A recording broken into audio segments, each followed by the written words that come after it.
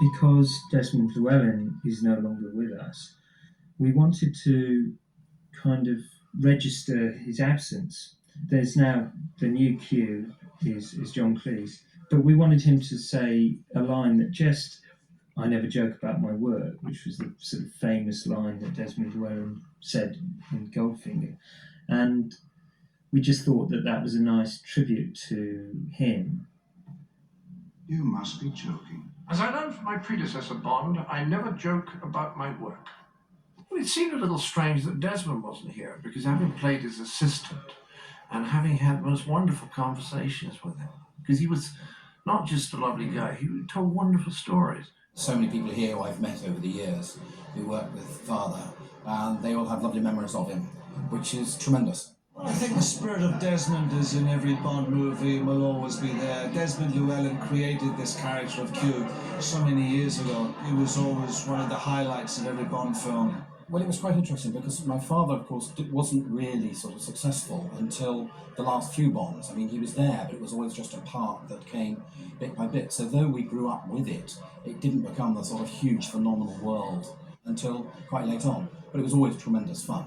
Everybody loves the Q scenes. Everybody wants to see what gadgets Bond's going to get and what Q might be up to. When we wrote that new scene, I was very concerned that we didn't just have John Cleese take over and be Desmond Llewellyn. When he appeared in the last movie, he was almost like an assistant.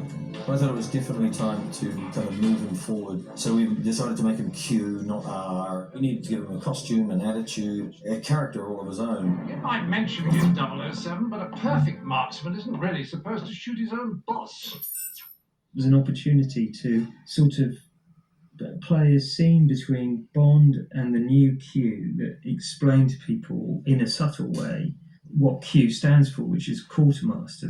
Give me the old firing range any day, Quartermaster. And so hopefully that scene sort of marks the passing of Desmond, shows Bond not wanting to call him Q at the beginning, and then awarding him the kind of endearment of Q. Just took a few seconds, Q. Wish I could make you vanish. Basically, he has not to like Bond, or else the scenes aren't any fun. So, this is where they keep the old relics, then, eh? Well, have you know, this is where our most cutting-edge technology is developed. Q's attitude is don't damage the gadgets. And if it means you're going to get killed, well, preferably don't damage the gadgets anyway, you know. And that's what it's all about. And he sees Bond as this playboy who is irresponsible and not acting his age. And that's what it's always going to be about.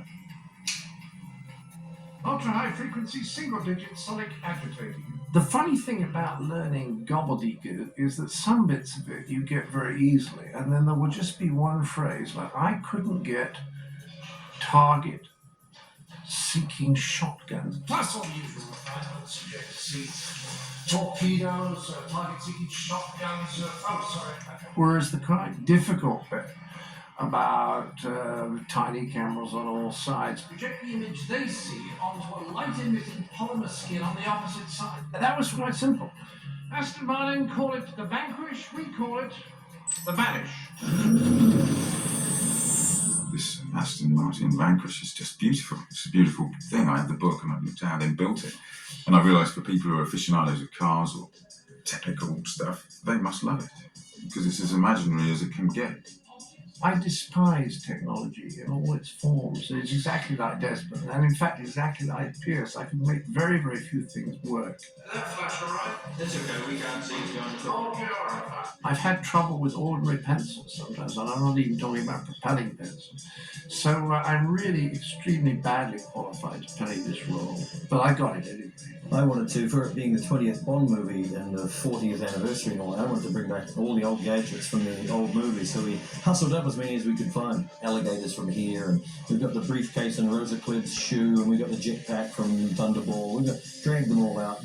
The aficionados might spot them all. We thought we'd give a pathos and a touch of history. Given that there's no other films that have been going this long, it would be a bit miserable not to sort of have some fun with that legacy. Now, new watch, this will be your 20th, I believe. How time flies.